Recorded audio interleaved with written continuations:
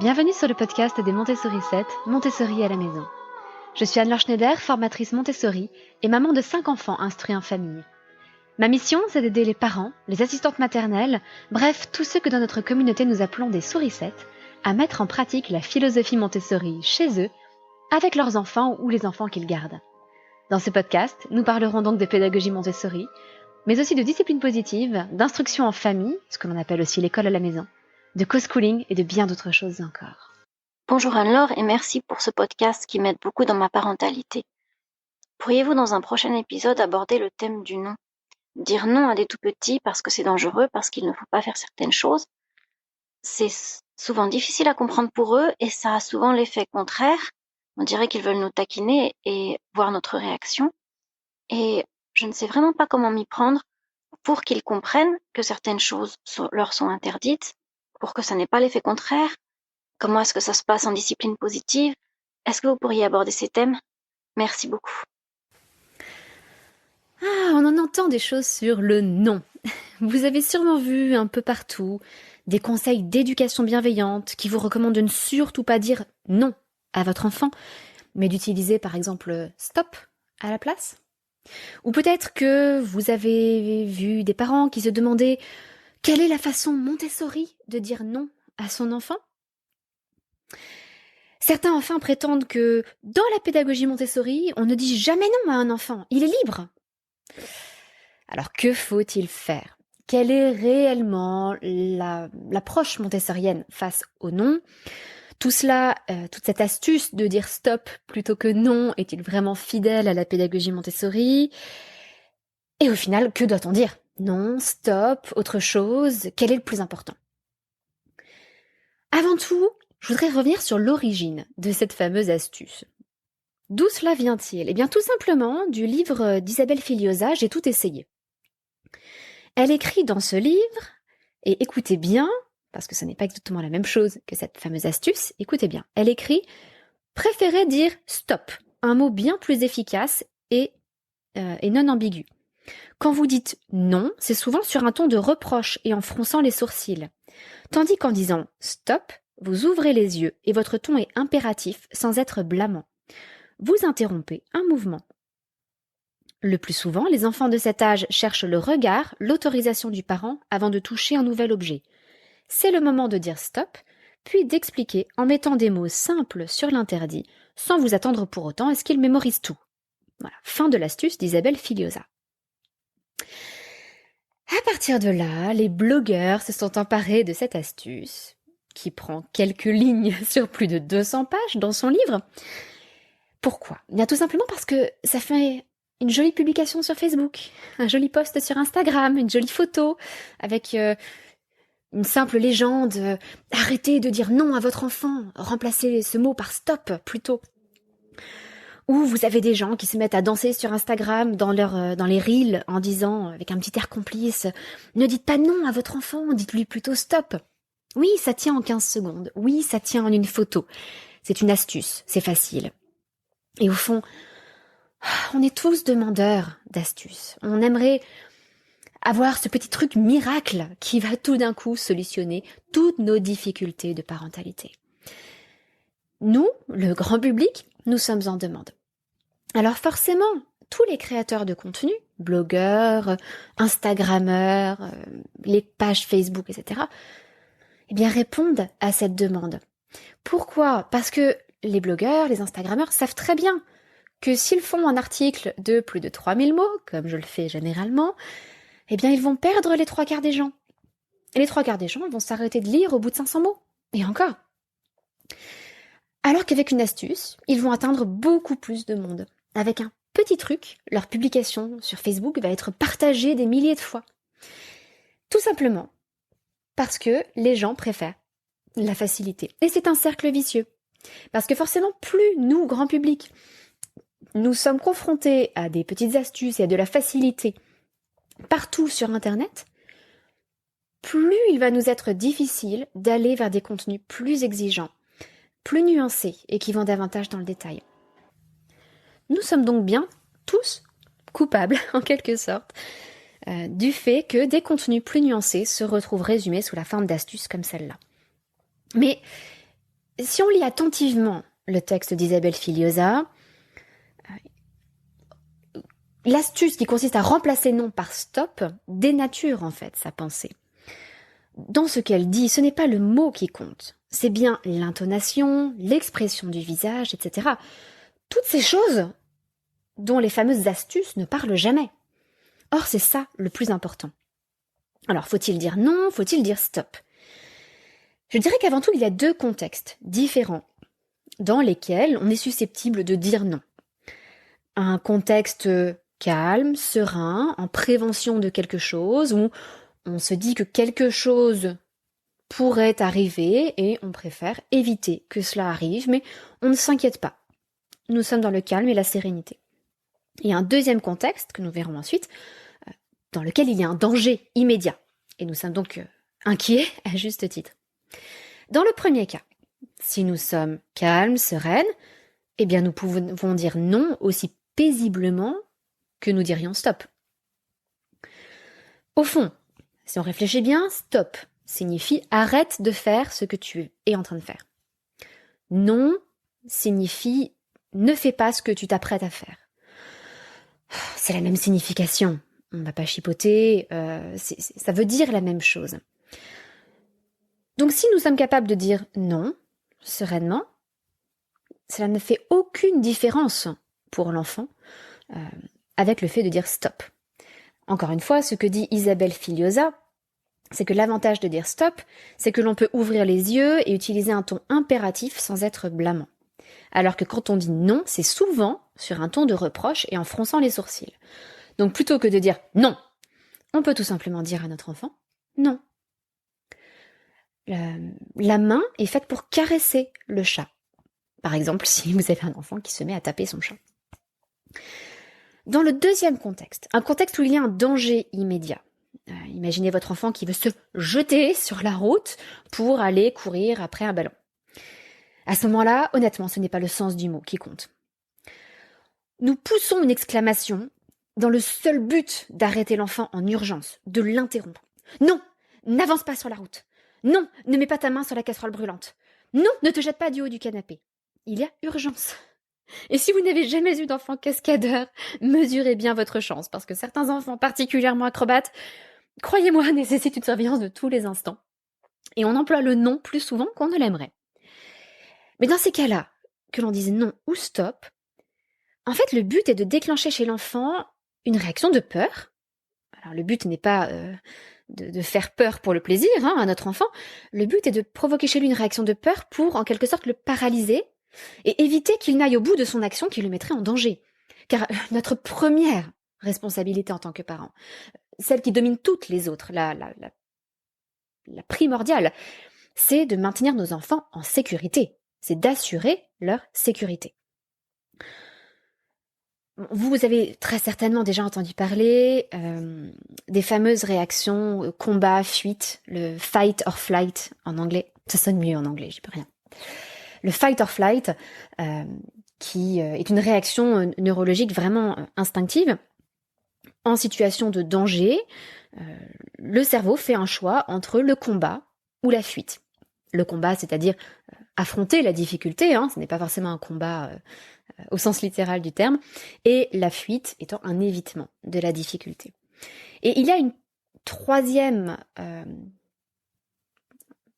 état neurologique, si vous voulez, qui est celui de freeze, fight, flight or freeze en anglais, qui est un état où l'enfant ou l'adulte est figé. Donc, la personne se fige juste le temps de prendre l'une de ses décisions, combattre ou fuir. Eh bien, ce que l'on veut provoquer en poussant une exclamation, c'est un freezing. C'est-à-dire, on veut que l'enfant se fige juste le temps qu'on puisse le rejoindre et le mettre en sécurité. Très honnêtement, peu importe que l'on utilise le non ou le stop pour cela, c'est l'intonation qui compte. Le cri que l'on va pousser, la panique dans notre voix, c'est cela qui va transmettre à notre enfant cette émotion de peur et qui va lui faire comprendre qu'il y a danger. Et donc, espérons-le, susciter chez lui cette réaction où il va se figer pour que nous puissions le rejoindre et le mettre en sécurité. Mais dans ces moments-là, très honnêtement, je crois qu'on pourrait dire carotte, et cela aurait autant d'effet.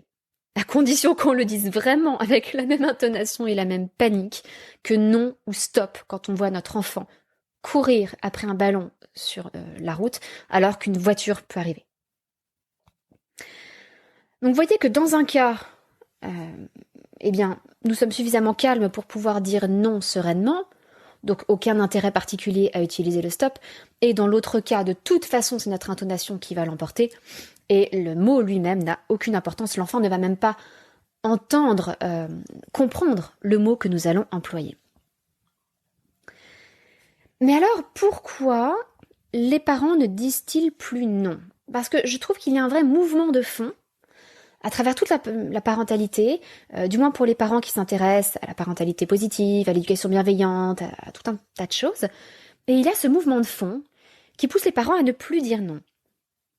Alors, je vous renvoie dans les notes de cet épisode à un article très psychanalytique, mais donc, je suis pas très fan de la psychanalyse en général, mais cet article, pour le coup, est assez bien fait et intéressant.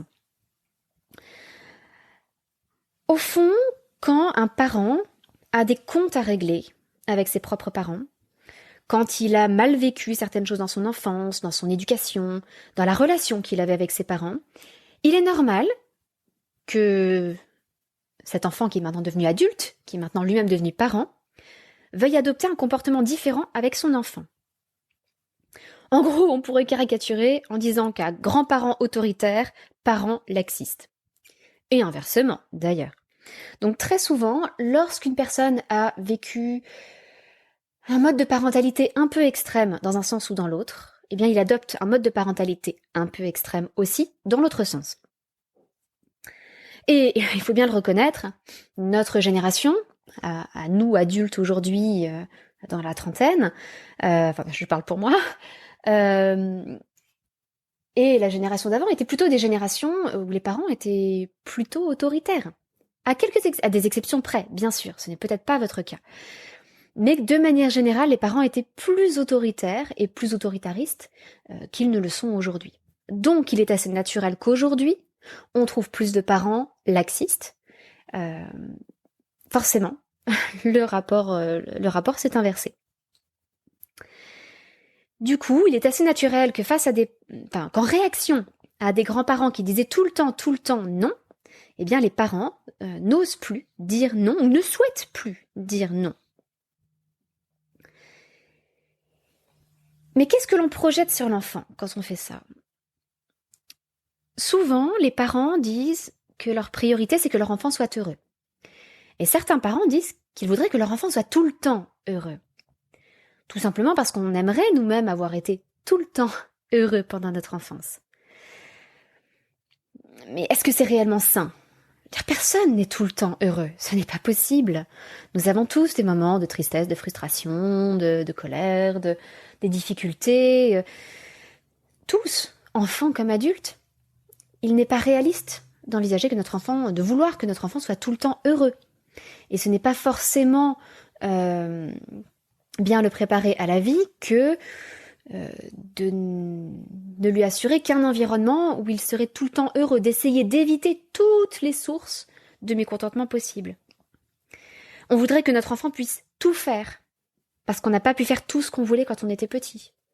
Mais du coup, on lui laisse une liberté qui est absolue, sans plus aucune contrainte. On voudrait que tout soit facile pour l'enfant, sans contrariété, puisque c'est l'inverse de ce que nous avons vécu plus jeunes.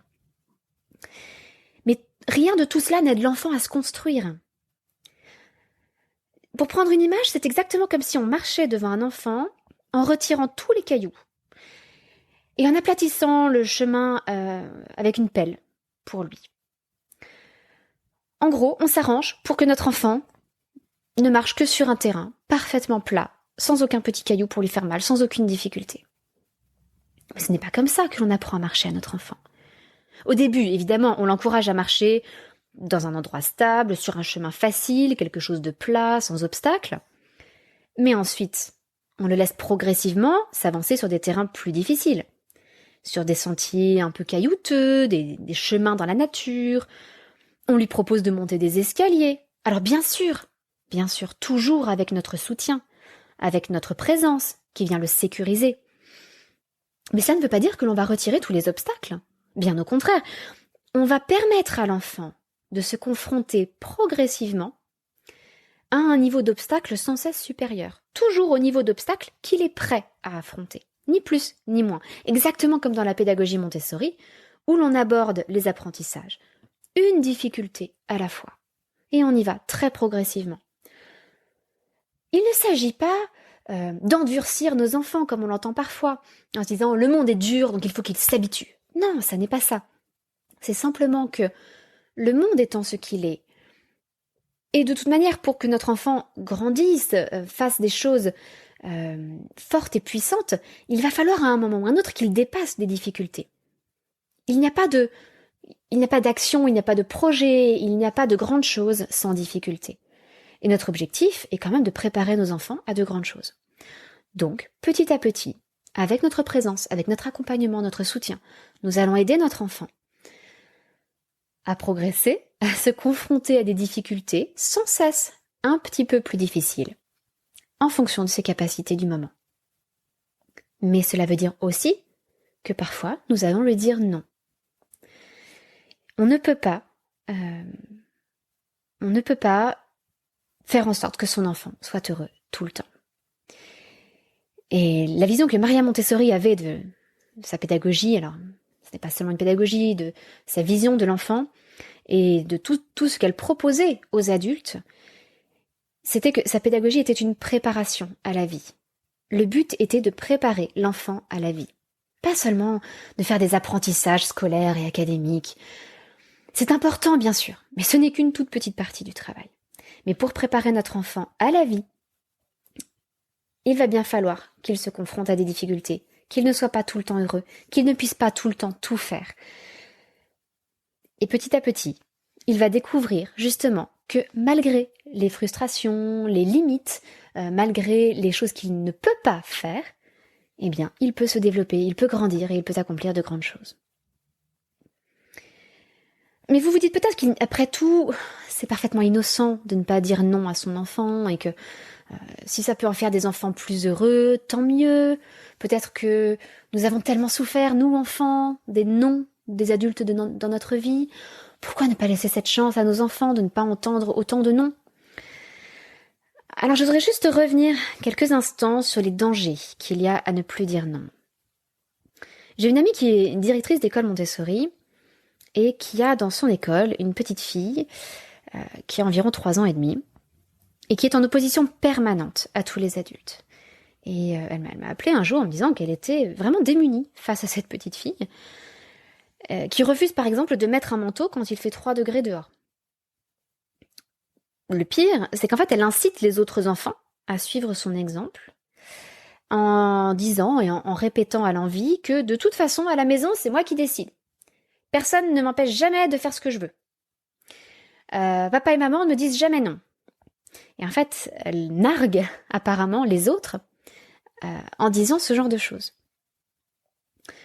Alors, vous le savez peut-être, je suis assez fan du fait de laisser les enfants expérimenter des conséquences naturelles. Donc oui, je suis assez fan de l'idée de laisser un enfant sortir sans manteau s'il souhaite sortir sans manteau, mais pas forcément à 3 ans et demi. À 3 ans et demi, un enfant n'est pas forcément capable de vraiment ressentir que là il fait froid et il peut se refroidir vite sans s'en rendre compte. Il y a une différence de maturité entre un enfant de 3 ans et demi et un enfant de 5-6 ans. Là, à 3 ans et demi, en plus, ce qui est dangereux, c'est comme je vous l'ai dit, qu'elle influence les autres élèves dans ce sens-là. Et donc, elle met tout le monde en danger. Tout le monde risque d'être malade et de ne pas être bien. Mais quand cette petite fille nargue les autres, à ce qu'il nous semble, quand elle dit « Ah, chez moi, c'est moi qui décide, personne ne me dit jamais non », en fait, cette petite fille est perdue. Et elle crie à l'aide au fond d'elle. Essayez d'imaginer le poids de la responsabilité pour une enfant de 3 ans qui doit décider de tout à la maison. C'est bien simple, si quelque chose se passe mal, c'est de sa faute. Dans une famille, disons, classique, l'enfant demande quelque chose et les adultes disent oui ou non. S'ils disent oui et que ça se passe mal, c'est devenu leur responsabilité. Ils ont acquiescé, ils ont accepté. Ce sont eux les responsables, ce sont eux les adultes. S'ils disent non, Là aussi, c'est qu'ils ont pris leurs responsabilités et qu'ils ont estimé que ce n'était pas une décision sage ou prudente. Mais dans tous les cas, l'enfant est déchargé de toute responsabilité. Alors que dans le cas de cette petite fille, toute la responsabilité, elle la porte sur ses épaules. Si elle sort sans manteau et qu'elle tombe malade, c'est de sa faute. Si elle fait quoi que ce soit qui se termine mal, si elle incite un autre enfant à sortir et qu'il tombe malade, c'est de sa faute aussi. Et à 3 ans et demi, on n'est pas prêt à porter cette responsabilité-là. Elle n'est pas son parent. Elle n'est pas le parent de l'autre enfant.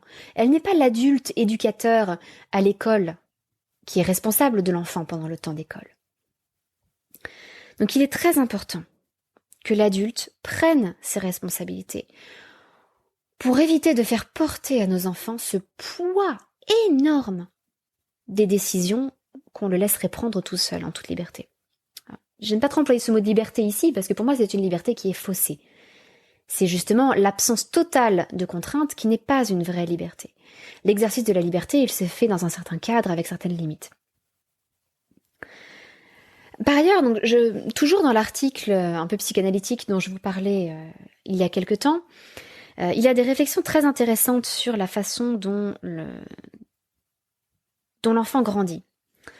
Quand l'enfant se développe, il est censé grandir en autonomie et en indépendance. Et comment fait-il cela ? Bien, tout simplement en communiquant avec un adulte en face de lui, qui lui renvoie une altérité, c'est-à-dire d'autres opinions, un autre mode de pensée, une autre personne, une autre volonté, d'autres émotions aussi. Donc petit à petit, l'enfant découvre l'autre. Au départ, il n'est concentré que sur soi-même, son ego, et il découvre l'autre. Et petit à petit, il va aussi y avoir l'introduction de certains objets transitionnels, comme des doudous, entre l'adulte et l'enfant. C'est pas toujours comme ça, mais c'est souvent comme ça que un enfant petit à petit se sépare de sa maman ou de ses parents pour la journée, par exemple. Et puis, il y a la place du rêve qui permet à l'enfant de se projeter, d'imaginer différentes choses grâce à l'altérité que lui renvoie l'adulte en face de lui. L'adulte en face de lui ouvre en quelque sorte les portes du rêve, les portes de l'imagination, si vous voulez. Quand l'adulte ne fait que renvoyer en miroir tout ce que dit ou fait l'enfant, ah, tu es triste, oh là là, je suis triste avec toi, etc. Ah, tu veux à tout prix sortir dehors sans manteau, d'accord, je comprends que tu veux sortir dehors sans manteau, et que l'enfant est laissé seul face à ses prises de décision, face à ses pensées, face à ses émotions, et uniquement avec un miroir qui lui renvoie la même chose, eh bien, il ne peut plus se développer de la même façon, il ne peut plus grandir de la même façon, parce que tout ce qu'il a en face de lui, c'est un miroir. Et il n'y a aucune interaction vraiment intéressante avec un miroir. Vous n'allez pas passer des heures devant votre miroir comme vous pourriez passer des heures à discuter avec quelqu'un d'autre. Pourquoi ? Parce que l'altérité de l'autre, le fait qu'il soit différent de vous, est stimulant pour vous intellectuellement, cela vous ouvre des portes au niveau de vos pensées, c'est stimulant pour vous émotionnellement, cela vous ouvre les portes d'autres émotions à travers l'empathie, et puis, de manière générale, c'est par le dialogue et donc l'altérité qu'on approfondit les choses et qu'on va un peu plus loin. Mais au final, ces enfants qui n'ont qu'un miroir en face d'eux, et cette petite fille par exemple de 3 ans et demi, ils développent petit à petit de l'angoisse, un sentiment de dépression souvent, et une grosse forme de culpabilité, puisqu'ils se mettent à assumer des responsabilités trop lourdes pour eux, avec forcément des échecs, et donc un sentiment de culpabilité. Alors je sais que je dresse un portrait assez noir, mais je crois qu'il y a vraiment une grosse réflexion à mener chez le parent. Lorsque le parent fait quelque chose en matière de parentalité, le fait-il pour son enfant ou le fait-il pour lui-même ? pour guérir ses propres blessures d'enfance, pour compenser quelque chose. Alors je vais probablement me faire quelques ennemis là, j'espère que ce ne sera pas le cas, parce que j'espère être suffisamment nuancée pour que vous compreniez bien le fond de ma pensée, mais lorsqu'on pratique un allaitement long, pour qui le pratique-t-on ? Et il est important de s'interroger en toute honnêteté, face à soi-même, pour qui le pratique-t-on ? Est-ce qu'on le fait pour le respect du rythme de l'enfant, pour le respect de ses souhaits, pour son bien-être, pour un aspect naturel, ce qui est très bien, ou est-ce qu'on le fait, au fond, parce que nous-mêmes avons souffert d'une blessure de séparation avec notre maman, d'un allaitement écourté, ou pas commencé du tout ? Est-ce qu'on le fait par peur de reproduire un schéma que nous avons mal vécu entre nos parents et nous-mêmes ? Et donc, je ne suis pas en train de dire il faut pratiquer l'allaitement long ou il ne faut pas pratiquer l'allaitement long, mais j'invite vraiment chaque parent, je vous invite à réfléchir sur les différentes choses que vous faites, les différentes attitudes que vous avez avec votre enfant, les différentes postures que vous prenez, ou les différentes positions que vous adoptez en matière de parentalité, en réfléchissant bien. Est-ce que c'est profondément pour mon enfant, ou est-ce que c'est au fond pour me guérir moi-même, pour guérir l'enfant intérieur en moi qui a souffert de toutes ces blessures d'enfance ? Et vous découvrirez peut-être que vous faites ça pour le bien de votre enfant. Formidable. Formidable. Au moins, vous savez que vous construisez sur de bonnes bases.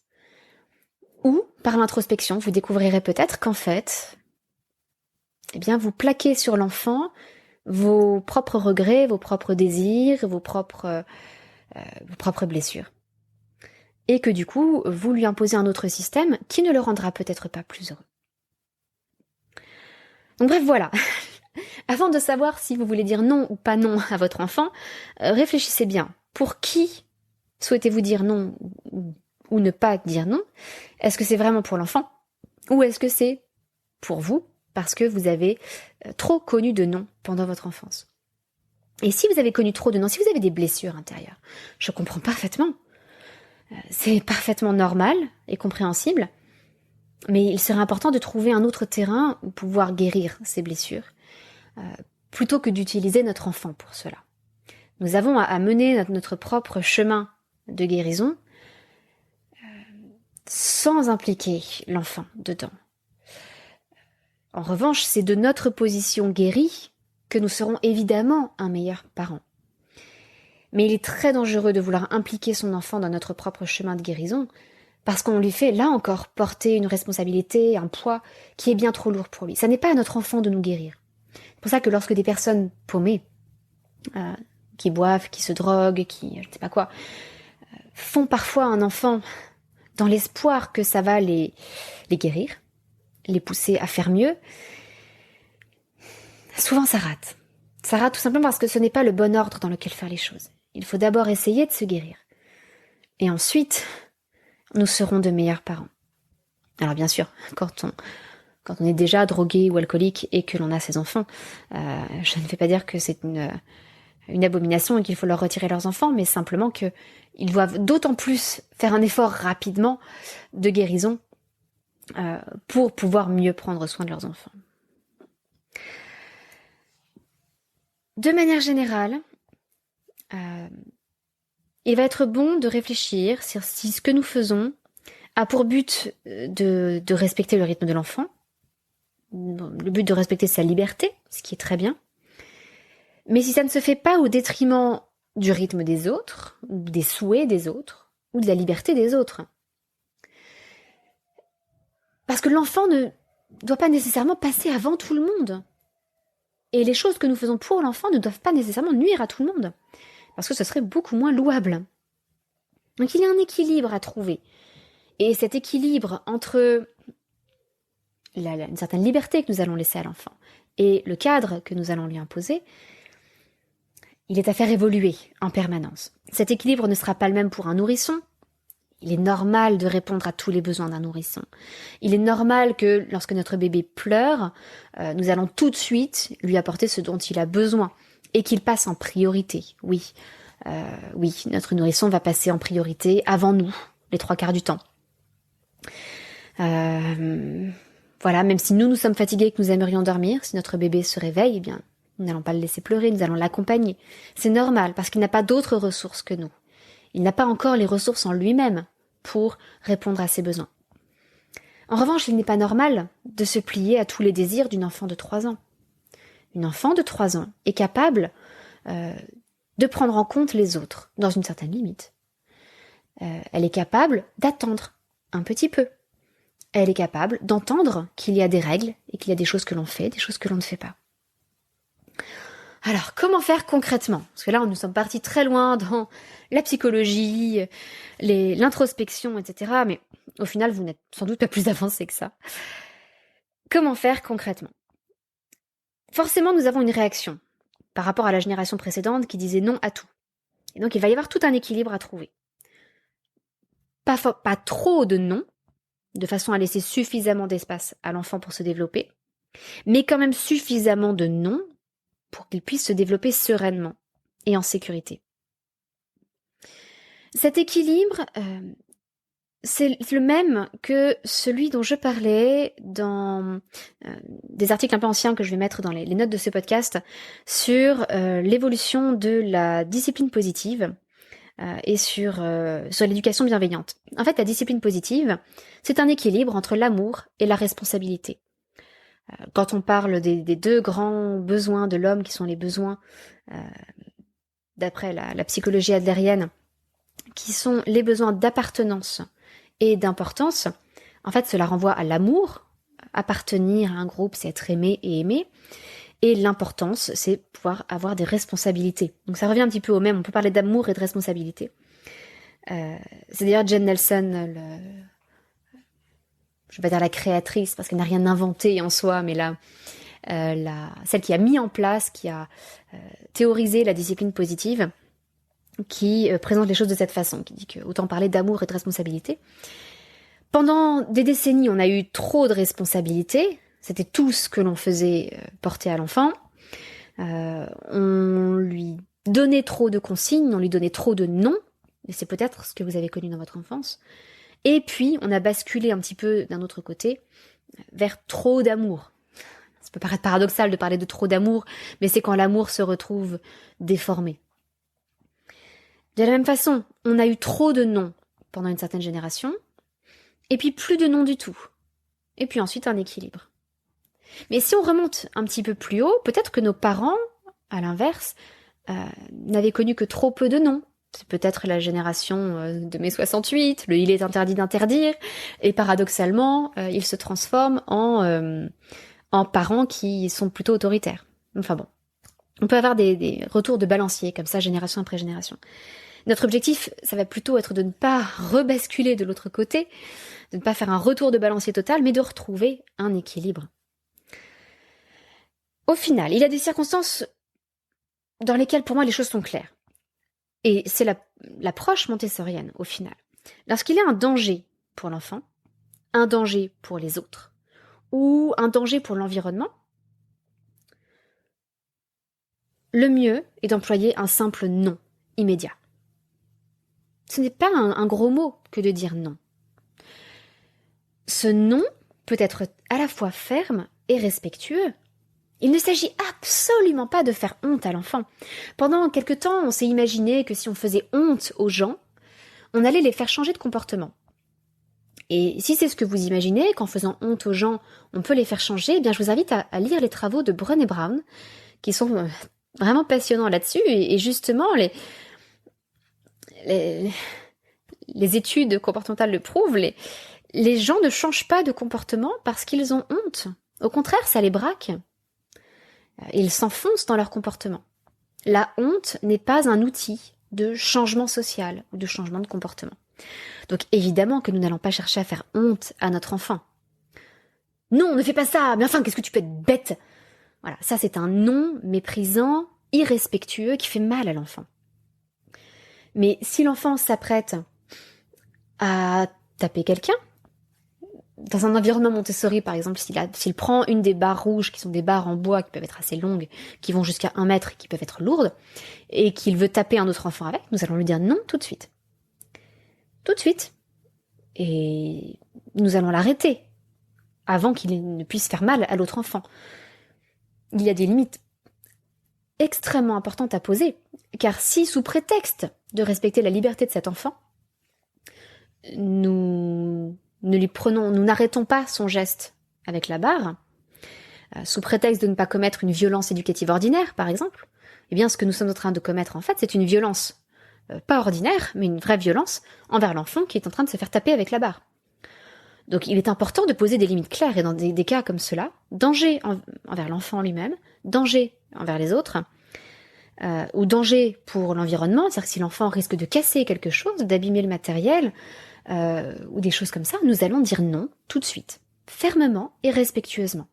Cela ne veut pas dire qu'à nos yeux, l'opinion que nous avons de l'enfant n'est plus la même, simplement, il ne faut pas faire ça. Par ailleurs, le non est important quand il n'est pas possible d'avoir un contrôle de l'erreur par l'environnement naturel. Je m'explique. Un enfant de 5 ans, je vous l'expliquais tout à l'heure, qui sort sans son manteau, il a une perception de lui-même, il a une conscience de lui-même qui fait qu'il va sentir qu'il fait froid. Et il va aller chercher un manteau. Un enfant de 2 ans qui sort sans son manteau peut devenir tout bleu avant de faire le lien et d'essayer de mettre quelque chose de chaud. Donc il n'est pas question de laisser un enfant de 2 ans sortir dehors quand il fait froid sans manteau. Ce serait le mettre en danger. Donc à ce moment-là, le contrôle de l'erreur par l'environnement naturel, ou l'apprentissage par les conséquences naturelles de nos actes, n'est pas possible parce que ce serait trop dangereux. Si on laissait notre enfant de 2 ans apprendre par les conséquences naturelles de ses actes, eh bien il faudra attendre qu'il tombe gravement malade. Et comme en plus il n'a que 2 ans, il ne serait pas capable de faire le rapprochement entre le moment où il est sorti sans manteau et le moment, peut-être 2 jours plus tard, où il est tombé malade. Donc quand le contrôle de l'erreur par l'environnement naturel n'est pas possible, quand il ne peut pas y avoir de conséquences naturelles, ou qu'elles seraient trop dangereuses, ou trop déconnectées du moment du comportement pour que l'enfant fasse le rapprochement, à ce moment-là on dit non tout de suite. C'est à nous de mettre une conséquence à l'action, conséquence qui va être de dire non, cette action n'est pas possible, tu ne sortiras pas sans manteau. Là encore, on peut dire un non ferme, mais parfaitement serein. Et puis, un petit peu plus tard, alors, c'est quelque chose auquel je vous renvoie. Il y a un podcast que j'ai trouvé très intéressant entre Jessie McCarthy, qui est éducateur Montessori, et Claudia Alvarez, qui est elle aussi éducatrice Montessori depuis 25 ans. Justement sur ce thème du non. Et alors, si vous parlez anglais, vraiment, je vous invite à écouter ce podcast. Je vous mets aussi la référence dans les notes de cet épisode. Parce que si vous ne me faites pas confiance à moi, j'espère que vous ferez confiance à quelqu'un qui a 25 ans d'expérience, ce que je n'ai pas encore, dans des classes Montessori. Et vous pouvez voir les résultats de ce qu'elle met en pratique sur son compte Instagram qui est @Montessori Toddler. Toddler comme bambin. Donc Montessori T-O-2-D-L-E-R. Montessori Toddler sur Instagram. Et justement, elle explique comment on peut mettre en pratique ce non et comment elle le fait elle-même dans sa salle de classe. Et évidemment, en début d'année, on doit dire non tout le temps pour aider les enfants à intégrer les règles de l'environnement. Et puis, lorsqu'elle a déjà posé un non sur un comportement et que l'enfant, quelques jours plus tard, refait ce comportement, donc là, elle travaille avec des bambins, donc des enfants qui marchent mais ont moins de 3 ans. Des enfants très jeunes. Si vous avez un enfant qui met sa tête dans l'eau, par exemple, au lieu de laver le linge, qui joue avec l'eau et balance de l'eau par terre, elle dit simplement non, fermement mais sereinement. Et puis lorsqu'elle a déjà dit non une fois, et que quelques jours après l'enfant refait la même chose, elle hoche simplement la tête. Elle a déjà dit non, donc l'enfant sait très bien que que ce comportement n'est pas autorisé, elle a juste besoin de faire une petite piqûre de rappel. Donc elle hoche la tête. Et puis au bout d'un moment, on n'a plus besoin de dire non. Donc vous serez peut-être impressionné en regardant les vidéos de sa salle de classe sur Instagram. Enfin, je dis de sa salle de classe, de son ambiance, parce qu'elle a des enfants qui sont trop jeunes pour être en niveau scolaire. Ça a beau être des enfants de 18 mois, 2 ans, 3 ans. Ils sont très calmes, Alors c'est une petite ruche, avec des enfants qui travaillent de façon très ordonnée, dans tous les sens. Mais tout ça, ça passe par, justement, l'instauration du cadre et des limites, et beaucoup de non répétés au départ. Un autre point important, c'est que nous ne pouvons pas d'un côté dire non pour des comportements qui ne sont vraiment pas admissibles, et d'un autre côté, faire perdre au non de sa puissance en disant des choses comme « Oh non, non, non, non, non, oh non mon bébé !» avec une petite voix toute mignonne et un grand sourire « Oh non !» Là, l'enfant ne peut plus comprendre. Parce que d'un côté, on lui dit non, donc il n'est pas censé faire ça, mais en même temps, on lui sourit, on lui parle avec une voix toute douce et toute mignonne, comme si on l'encourageait. Forcément, là, il y a un message ambigu. Et c'est ce que dit Isabelle Filosa, d'ailleurs, quand elle dit que stop est bien moins ambigu que le non. Mais nous pouvons aussi supprimer de notre vocabulaire ces petits jeux de « non, non, non, non, non », comme nous le faisons avec des enfants. Où je vais vous raconter une petite anecdote qui m'est arrivée dans ma belle famille. L'un de nos enfants, alors voilà, ils avaient l'habitude de dire quand les enfants faisaient des petites, je vais même pas dire des bêtises, des petites choses un peu coquines, comme vous savez le genre de choses que les enfants font en vous regardant avec un sourire, juste pour susciter une petite réaction de votre part. Et ils appelaient ça des bêtises de coquin. Oh, tu fais des bêtises de coquin, là. Ce qui était très bien. Sauf qu'un jour, l'un de mes enfants était donc en train de jouer par terre et il s'est approché d'une prise électrique pour jouer avec. Et quelqu'un dans ma belle famille s'est mis à dire « Oh là là, tu fais une bêtise de coquin, là !» Et je leur ai dit je suis désolée, mais là, je préférais qu'on n'emploie pas ce mot de bêtise de coquin, parce que les bêtises de coquin, c'est mignon.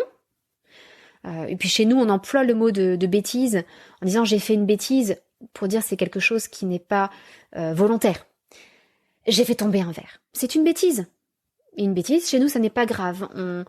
On met vraiment en valeur le fait que l'échec n'est pas grave, les bêtises ne sont pas graves. En revanche, on ne fait pas le mal volontairement.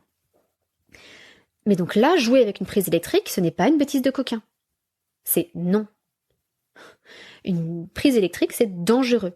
Ça, c'est aussi un terme que j'emploie souvent avec les enfants, pour qu'ils fassent la différence aussi entre... J'ai 2 degrés de non, en fait. J'ai le non, ça c'est dangereux, et j'ai le non, qui est souvent accompagné d'une explication. Par exemple, non, le chat, nous le caressons. Non, la chaise est faite pour s'asseoir. Et vous voyez qu'on peut être très calme, très serein, en disant non. Alors, pour répondre plus précisément à la question de Sarah, qui se disait que la difficulté en disant non, c'est que souvent les enfants en rigolent, et on a l'impression qu'ils font ça pour nous faire réagir. Eh bien, souvent, cela vient de 2 choses. La première chose, c'est que nous avons une réaction qui peut être parfois excessive en disant non, et que ça fait rire les enfants de nous voir nous mettre dans tous nos états.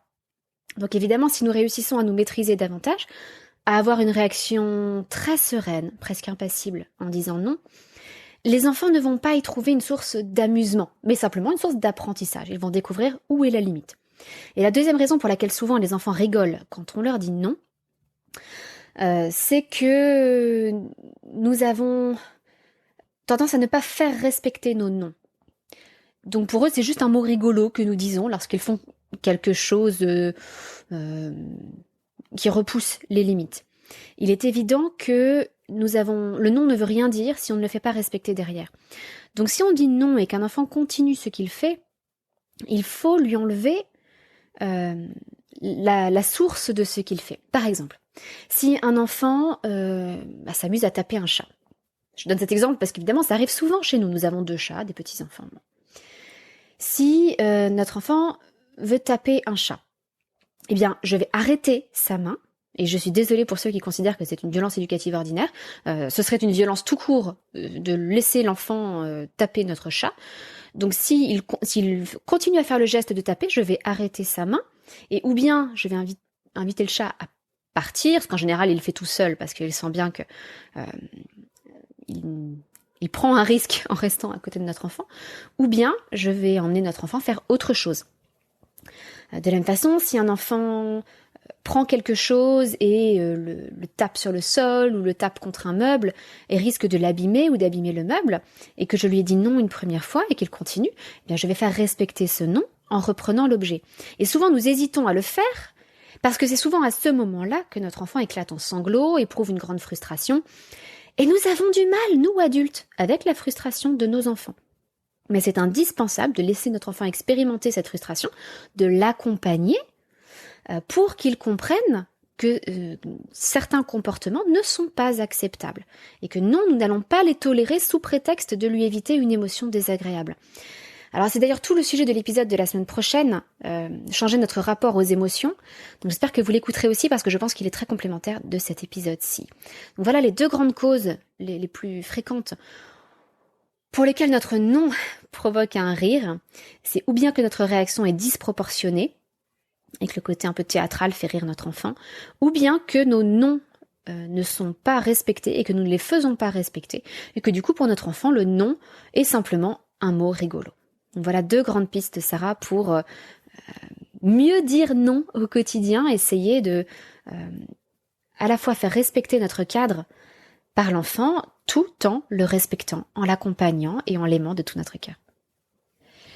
Alors évidemment, je ne vous donne pas là une astuce. Ce que je vous dis là depuis plus d'une demi-heure, ça ne va pas se résumer sur une publication Facebook, ce n'est pas possible. Parce que nous sommes dans la nuance et que nous cherchons à trouver un équilibre. Et que cet équilibre, il ne sera pas le même en plus avec un bébé, avec un bambin, un jeune enfant entre 3 et 6 ans, un grand enfant de 6 à 12 ans ou un adolescent. Nous allons devoir sans cesse le faire évoluer. Mais le dernier point sur lequel je voudrais revenir, parce qu'il me semble très important dans le monde d'aujourd'hui, c'est que notre capacité à dire non, lorsque notre enfant a des comportements qui sont intolérables, montre aussi à l'enfant qu'il a le droit de dire non. En fait, nous lui servons de modèle, et si nous faisons respecter nos propres limites, eh bien nous lui apprenons comment faire respecter ses limites à lui aussi. Aujourd'hui, nous avons tellement de mal déjà à développer la culture du consentement. Nous avons tellement de mal à faire comprendre à certaines personnes que quand on dit non, c'est non.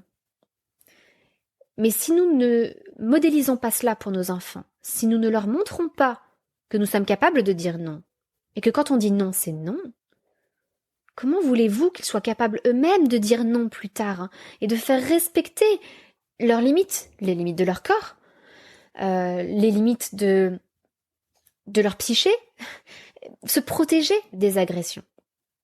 Combien de personnes aujourd'hui cherchent tellement à faire plaisir aux autres qu'elles sont incapables de dire non et se retrouvent en burn-out au travail, par exemple? Eh bien, peut-être que nous pouvons offrir quelque chose de meilleur à nos enfants, justement en leur apprenant que nous avons le droit de dire non, que nous ferons respecter ces noms, et que eux aussi ont le droit de dire non et de les faire respecter. Alors évidemment, il y a des décisions qui ne leur appartiennent pas tant qu'ils sont bébés, tant qu'ils sont enfants, et petit à petit, ils vont assumer de plus en plus de décisions en ce qui les concerne, jusqu'à prendre toutes les décisions concernant leur vie lorsqu'ils seront adultes. Mais cela va venir petit à petit. Et nous pouvons leur servir de modèle pendant toute cette longue période de transition et d'apprentissage. Je sais que c'était un sujet un peu difficile aujourd'hui. Alors je voudrais simplement alléger un petit peu les choses en vous disant quelle est l'activité préférée de nos enfants en ce moment. Je ne sais plus si je vous en ai déjà parlé ou pas, je vous l'avoue, mais nous habitons en face d'un petit étang, un petit lac. Et dans ce lac a été nettoyé. Il y avait des boues qui étaient un peu sales au fond. Il a été nettoyé l'année dernière. Et en fait, l'eau est beaucoup plus claire maintenant. Elle l'était déjà pas mal, mais elle l'est encore plus. Et il y a malheureusement des algues qui poussent à partir du fond de la vase et qui remontent jusqu'à la surface. Comme l'eau est plus claire, la lumière descend plus bas. Et donc, ces algues grandissent beaucoup plus vite encore qu'avant. Du coup, le grand jeu de mes enfants en ce moment, c'est de prendre des grands bâtons, des tiges de bambou, des choses comme ça, et d'aller arracher les algues dans le lac. C'est une bonne chose, hein, je vous rassure. C'est ce que font les gens qui entretiennent justement ce petit lac, les associations qui sont chargées de son entretien. Et donc, je crois qu'il n'y a pas une journée sans qu'ils ne mettent leurs bottes et qu'ils aillent arracher ces algues. Et en fait, ils les sortent de l'eau, puis elles sèchent au soleil. Et c'est impressionnant de voir la différence de volume entre les algues mouillées et les algues sèches. Donc ce n'est pas spécifiquement une activité Montessori, mais vous voyez que les grands enfants, eux aussi, ont des activités qui les passionnent par moment. Et en ce moment, c'est ça. Et ils vont au barrage, comme ils l'appellent. Donc en fait, il y a un endroit où l'eau s'écoule. Donc ce petit lac est alimenté par un ruisseau. Et à 2 endroits, il ressort dans un ruisseau. Et ils font un petit barrage avec des bouts de bois, des feuilles, ils testent différentes choses. Tous les jours, ils refont des barrages, parfois avec les algues en question.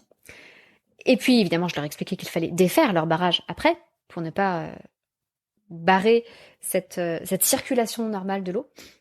Mais donc, ils sont en train d'apprendre plein de choses sur l'écoulement de l'eau, etc.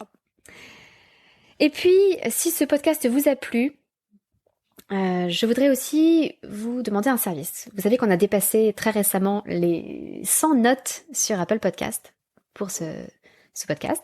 Mais je vous invite encore, si vous ne l'avez pas fait, à aller mettre vous aussi une note et un avis sur Apple Podcast, parce que c'est le meilleur moyen de faire connaître ce podcast à plus de gens. Parce que c'est comme ça que fonctionnent les applications de podcast. Plus un podcast est noté, recommandé, commenté, plus il le diffuse à de nouvelles personnes. Et donc vous pouvez faire comme Sophie 1175, qui a laissé ce très gentil message il y a peu. Podcast à écouter sans modération. Merci pour ce podcast. Encore un sur la pédagogie et Maria Montessori, mais on ne s'en lasse pas. Merci du choix des sujets qui sont passionnants et différents. De la douceur dans la voix en plus. Merci beaucoup Sophie. Merci à vous d'avoir écouté cet épisode encore un peu long. Je vous donne rendez-vous la semaine prochaine pour un nouvel épisode du podcast. Et d'ici là, je vous souhaite une très bonne journée ou une très bonne soirée, suivant le moment où vous m'écoutez. Et je vous dis à très bientôt, votre petite sourisette, Anne-Laure.